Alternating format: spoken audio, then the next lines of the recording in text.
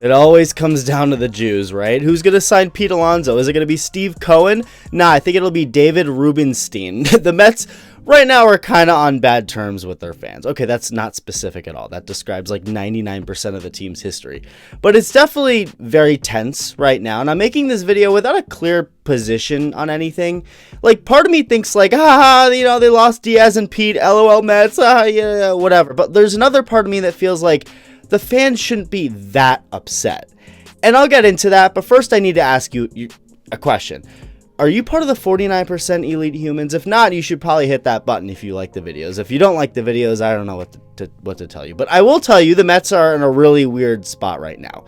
Anyone can tell you that. Some may say they're in a bad spot, but I'm going to stick with weird for now. Okay, it's definitely bad if you look at how the last 24 hours have gone. To start, they just lost Edwin Diaz to the Dodgers, which I guess makes it even tougher. He signed a 3-year deal worth 67, 68, 69 million dollars. Now, the Dodgers did give Diaz the highest amount overall, the highest offer, yes, but it's not that simple. I don't think he just took that deal because it was the most money.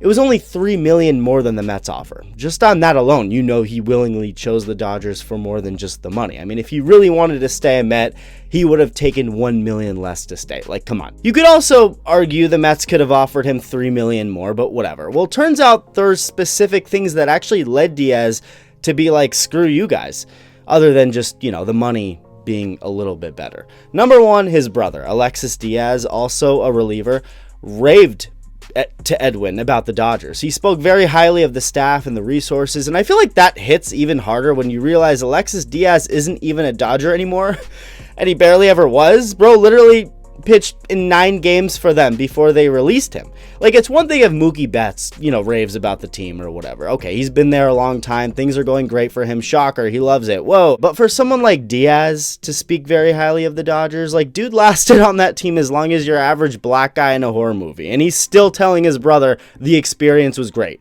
Okay, so that's number one. Then apparently Diaz wasn't happy with the Mets for moving on from their pitching coach, Jeremy Hefner, who signed with the Braves after this past season. And this actually is a trend now for the Mets, I guess, moving on from coaches the players loved and them signing with the Braves instead. The exact same thing happened to the first base coach, Antoine Richardson, who Juan Soto really liked and was publicly bummed about seeing go. So I guess the Mets like getting cucked by the Braves now. But wait! There's more! Diaz was also pissed off that the Mets didn't give him a heads up before they signed Devin Williams. That one's a little more of an ego thing, which I can understand him feeling a little betrayed. Like, hey, I was your man. I was your sexy reliever. And then you just sign him? Oh, what a bitch. It's also a little interesting to me. I guess I never truly realized how big egos can get. Like, I figured players like their team signing other good players. Like, isn't that the entire point? Like, I remember being so confused when Ryan Presley got all pissed off with the Astros signing Josh Hader. Like, huh? You can't let your ego aside for your team to get better because they were going to make Hader the closer and not him anymore. And he was the closer for years. And I'm like, what? Why can't you get over that? But the more I think of it, the more I also realize I don't know what it's like to be in that position. They're still human beings, and the desire to be respected doesn't go away. Like, yeah, they want to win, but they also want to be great themselves individually. Even if it's not personal, you're going to feel attacked. I get that. The Presley and Hader situation is a lot different than Diaz and Williams, though, obviously, because part of the whole thing with the Presley situation was that he was on the decline. He wasn't who he once was. You have the chance to bring in Josh Hader, you do it. But Edwin Diaz is still arguably the best closer in baseball. And the Mets signing Williams, especially without telling him, may have made him feel like they didn't trust him as much. He'll definitely be the closer in LA, obviously. It's not going to be BBL Tanner Scott. I mean, it could be if Diaz is bad and BBL Scott is great, but until that happens, Diaz didn't get paid $69 million to not be a closer. So that could have also played into it. He knows he'll be the guy in LA. Where it's with the Mets, it's like, well, they just signed another guy. They're cheating on me. So Mets fans watch Diaz leave for GTA 5. That hurts. Sure. Well, at least you still have the opportunity to bring back another longtime Met in Pete Alonso. Oh, wait. So again, in the span of just 24 hours, the Mets watched 2 of their beloved guys leave. Pete Alonso is now also gone into the most unexpected landing spot, the blackface Orioles. Pete finally got the long contract he was looking for, the one he's been looking for since last offseason. 5 years, $155 million, and it makes sense after seeing the Orioles offered Kyle Schwarber the exact same contract he accepted from the Phillies. 5 years, $150 million. So they're like, all right, shit, he said no. Who's next? Pete, here you go. It's still shocking. I mean, I was expecting my Red Sox to get him, but me, I guess. Well, on the Mets side, it's being reported that they never even made a formal offer to Pete. And as crazy as that might sound, this also makes sense, whether you agree with it or not. It lines up well. Like, Alonso only ended back up with the Mets last year because he had no other choice than to take their short-term deal. Nobody else bothered to give him what he wanted, which obviously changed this year. But I mean, Steve Cohen himself literally went in front of the media last year while Pete was a free agent, openly talked about how rough and exhausting the negotiation process had been. That's what he said. He basically, in so many words, was saying, like, this is so annoying. Pete probably isn't coming back. Well, he did, but again, only because the league wasn't as interested, unlike now. The Mets never wanted to give Pete Alonso a long contract. The only way he was going to stay was if no one else wanted to also. So I guess they just aren't confident enough in him aging well to commit to him for that long. Again, whether you agree with that or not is up to you. That's just what it is. I can understand wanting to give him 5 years and thinking he's good to commit to. I mean, Pete has been in the league for 7 years now and has yet to have a bad season. Every year he's been good. And not just that, but he's very durable. I'm talking lots of stamina. Bro can go all night, every night if you needed him to. Just pounding. I mean, he's been doing it. Pounding away, going deep. All the time. He leads the Mets franchise in home runs for a reason. It's actually incredible how healthy this guy is. Please, God, don't change that now that I said it.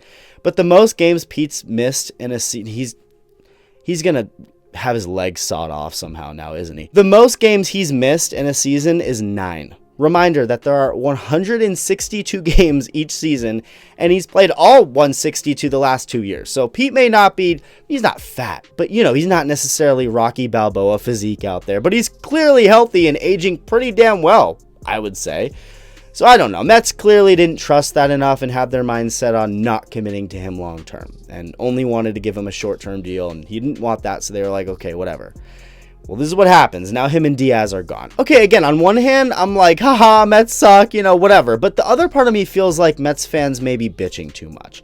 Obviously, ideally, you don't lose these guys. But think about it this way. Imagine if I was a Mets fan. Call me iTALK Mets. Okay, so if someone went up to me a year ago and said, hey, pick one. You can either have Pete Alonso and Edwin Diaz on your team or Juan Soto and Devin Williams. I'm without a second of hesitation picking the second one, and I'd assume most would too. Now, of course, it's not that simple. Yes, there could have been a reality where you have a combination of 3 of those names, like Edwin Diaz and Devin Williams in the bullpen with Juan Soto out in right field, or Soto in right field, Pete at first with Williams as your closer, and maybe even all 4 of them. But, and I mentioned this about losing Diaz in the last video, relievers are so wishy-washy. Like, you don't have to spend that much money to have a good bullpen. Seems like teams pluck guys out of their ass you never heard of every year, and they're great. And they may only be great for a year or two, but the point is, especially now that you have Williams, the worst part of losing Diaz to me for Mets fans is the fact that he was such a fan favorite with the trumpets and everything, and that matters, sure. But if you're just going off a baseball standpoint and what makes your team good, it's not like your bullpen is cooked without him. And with Pete, it's similar. He was a fan favorite. He, again, is the franchise leader in home runs and all that. But you can't have everyone unless you're the Dodgers. But if you're anyone else, you can't just have everyone. And it's not even just the ability. It's more about if it's really the smart thing to do. And maybe it is. I don't know. I'm not the one with the front office job. I'm just some asshole talking about it. But to me, I'm seeing Mets fans complain. And part of me gets it, of course. But this team gave you Juan Soto. That doesn't mean they're exempt from any criticism, but like, hello? It's been 1 year since they signed a top 3 hitter in baseball, already one of the greatest players of all time, for $765 million. Just because they lost Diaz and Pete doesn't mean they're cheap now. Like, my God, and they just got Williams. Like, I don't know. It's definitely not great right now. But I feel like I gotta see more from this team before I truly think they're doing a bad job or even a good job. I'm not even saying they're doing a great job right now. I'm just like, I don't know. I think it's a little overreacting. And I think it's more so about who they lost, since they're beloved longtime Mets. You can only commit so long to so many players. Is having Francisco Lindor, Juan Soto, and Pete Alonso all on the books for the next many years the smart thing to do? I don't know if it is. Maybe Pete really is a better fit in Baltimore, but it's still frustrating. I get that. Especially when these things happen back to back the way they did. Like, it couldn't have happened worse. Mets fans couldn't even fully grieve over Diaz and now Pete's gone. And this is all coming after another longtime Met and Brandon Nimmo was traded. Yeah, shitty, but you still have Francisco Lindor and now Devin Williams and, oh yeah, Juan Soto. And that means a lot. At least I think it does.